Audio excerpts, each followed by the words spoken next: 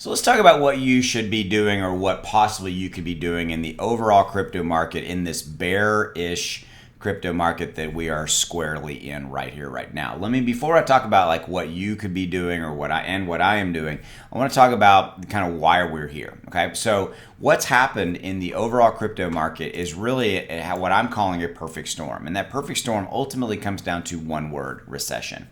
And that recession fear and that looming possible recession here in the United States, and quite frankly pervasive across the world, is the result of a perfect storm. We have a perfect storm of COVID and all of its impact that has been a multi-year impact, and its continued impact on China, and China locking down a dramatically large part of their entire economic system. The shipping ports in China effectively closed, things of that nature. Russia-Ukraine war, another huge macroeconomic condition out there, up again, perfect storm, and the fear, uncertainty, and doubt that it has created. Oh, by the way, you have the Ukraine. People don't really know this, is that Ukraine is one of the major suppliers of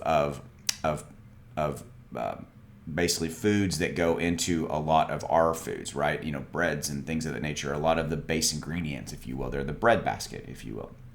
Okay, so you have that out there. Okay, then you have everything else kind of around that. You have the economy that's been impacted by that globally, etc. Okay, and so recession fears and all that are coming really home to roost, if you will. You have the crypto fear and greed index at an 18. I quite frankly have not. I don't remember. I don't think I've ever seen it at an 18. That's the lowest we've seen. Okay, so in this scenario, what should you do? Number one. Okay, so I'm going to tell you up front, this is one of those deals where a lot of the smart money is buying in as we are dropping lower, okay? And it is entirely possible, I did a video earlier today, that Bitcoin and Ethereum could go down, obviously continue to go down.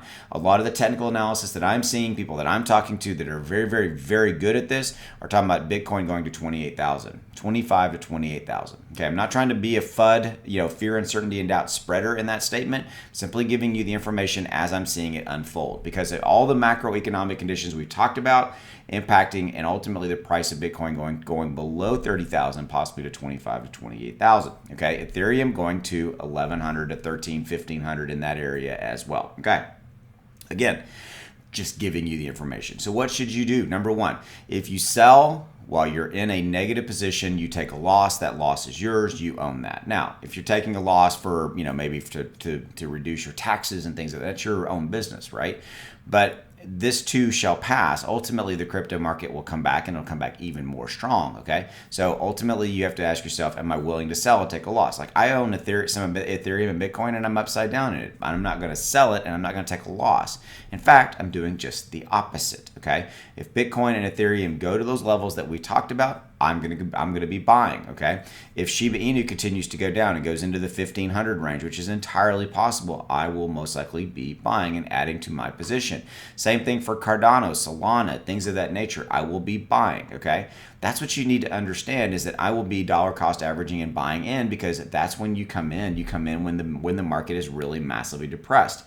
Now, this could play out for the next month or so, okay? The discussion around the fact that we're going to have a really great May and it's going to be bull run has pretty much been just wiped off the table, because we've had this perfect storm of all these kind of macroeconomic conditions that I just talked to you about. So from a standpoint of what should you do, protect yourself. Don't let fear and emotion to overtake you. Don't sell and take a loss if you don't have to. Have a multi-year plan, a multi-year idea, because it will come back within a year or so. I mean, ironically, with Bitcoin going to, say, 28,000, 25, 28,000, that sets a level for it to 10x over the next year or two. 10x from 28 is north of $200,000 plus dollars. Again, that's entirely in the realm of possibility for Bitcoin. And oh, by the way, if and when that happens, or if that happens, then everything else is going to go up along with it, because we know how this game is played. When Bitcoin and Ethereum are running hard and they go up, everything else goes up with it. Just like when they go down, all the other altcoins major go down. So that's what you should be doing, in my opinion. I am adding to my position. I'm dollar cost averaging in. I'm not selling and taking a loss if I do not have to do that. That's where I'm at. Hopefully you got some value out of this video, and thank you for giving me a few minutes of your day. If you haven't already done so, hit that subscribe button, because I'm here to help you navigate these crypto waters and just make a little bit more money and protect yourself in times like this. I appreciate you. Thank you.